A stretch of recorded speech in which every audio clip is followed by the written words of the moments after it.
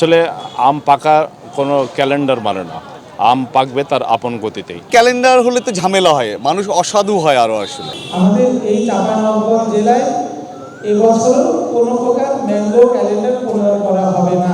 Mango calendar প্রণয়নের ক্ষেত্রে আমাদের বিজ্ঞানীগণ, আমাদের কর্মকর্তাগণ এবং অন্য যারা বিশেষজ্ঞ আছেন তাদের মতামত রয়েছে। তাদের সার্বিক মতামতের আলোকে এবং বিগত 2 বছরের যে অভিজ্ঞতা, সেই অভিজ্ঞতার আলোকে আমরা এবছর আমাদের চাঁপাইনবাবগঞ্জ জেলায় কোনো প্রকার ম্যাঙ্গো ক্যালেন্ডার প্রণয়ন করা হবে না। অর্থাৎ আম যখন পরিপুষ্ট হবে, আমাদের কৃষক ভাইরা, আম চাষি ভাইরা তারা যখন বুঝবেন যে আম এখন পরিপুষ্ট হয়েছে, তখনই তারা গাছ থেকে আম পাড়বেন। এক্ষেত্রে আমাদের কৃষি বিভাগ এবং আমাদের জেলা প্রশাসন সর্বতভাবে সহযোগিতা করবে।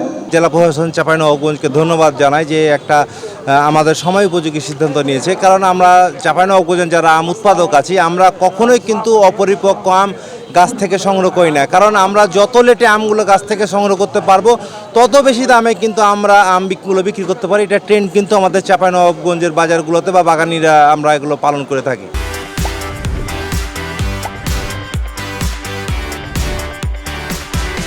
ক্যালেন্ডার হলে আমরা নির্দিষ্ট সময়ে আমটা পাড়তে পাই না, আর ক্যালেন্ডার যদি হয়ে যায় তো এখন আমার গাছের আম পাকবে, তখন আমি পাড়তে পারবো না। এখন আমরা অত্যন্ত অনেক খুশি, আমার গাছে যখন আম পাকবে আমরা তখন আমটা পাড়তে পারবো। আমাদের চাঁপাইনবাবগঞ্জের একটা ঐতিহ্য আছে যে আম না পাকলে আমরা আম বাজারজাত করি না।